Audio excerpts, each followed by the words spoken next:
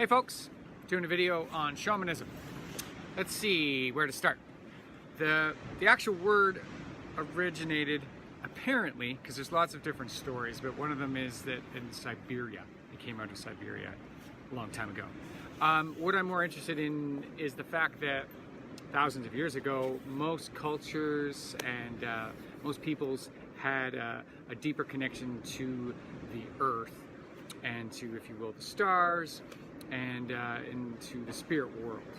And so there would be a shaman sometimes, lots of shamans, men or women, who would be directly connected to the elements and to the spirit world, and they would help heal people and would go into trances and maybe take some ayahuasca or take some mushrooms or some kind of substance to go into a trance, to sort of see through the veil, if you will, to the other side, the other realm.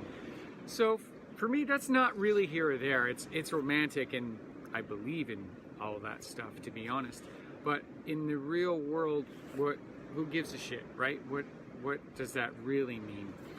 And for me, what the shamans of past and people who are connected to the earth and whatnot, they have teachings, and their teachings all kind of say the same thing, more or less, in regards to helping you become a more whole person, a more balanced person.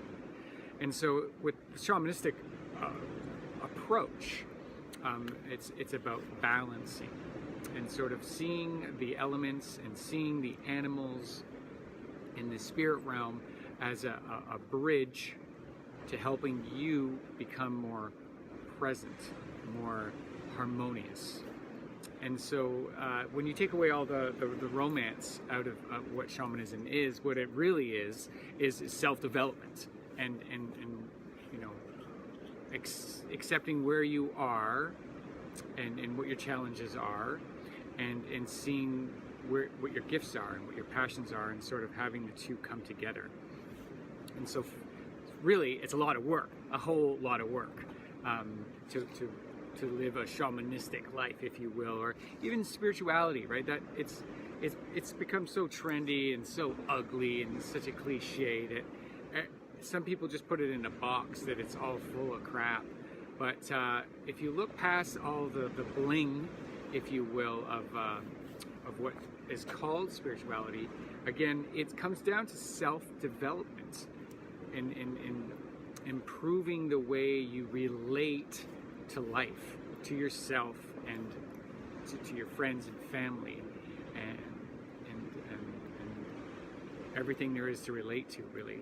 So for me, if to the non-believers out there, I would encourage you to look a little bit further into it, past the whole trendiness of spirituality and shamanism, and see that it's actually it's a lot about psychology and, again, self-help stuff.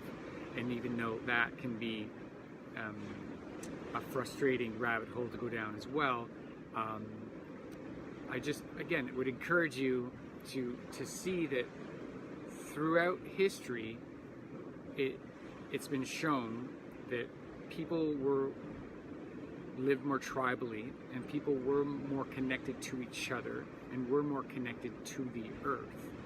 And so now people are sort of not as connected to each other and to the earth and to their passions, and they're really struggling. A lot of people are struggling right now.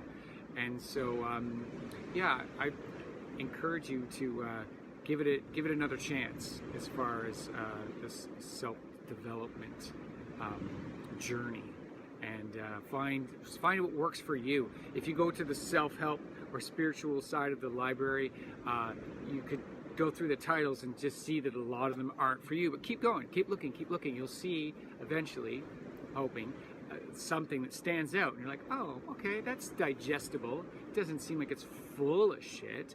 And then sort of make your way through there.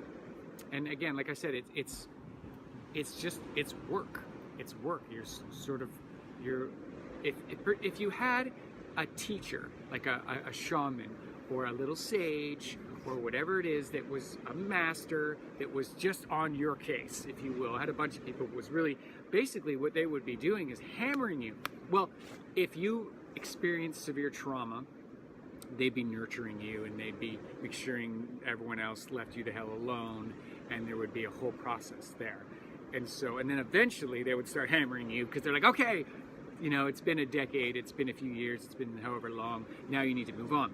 If you haven't experienced trauma, severe trauma, then, and you signed up for a shaman to like, help me, shaman, what should I do? He or she would just kick your ass all day. That's all they do. They get you basically to go towards your fears. It's a cliche, it's the biggest one, but that's what it's all about. What are you afraid to do? Go and do it. What really bothers you? Find out why it really bothers you, and instead of having the projection or blaming or judging kind of thing. And so it's a lot about that. It's taking ownership for your own life and for your own happiness. So anyway, that's Shamanism 102.3. Okay, hope you're well. Have a beautiful day. Bye-bye.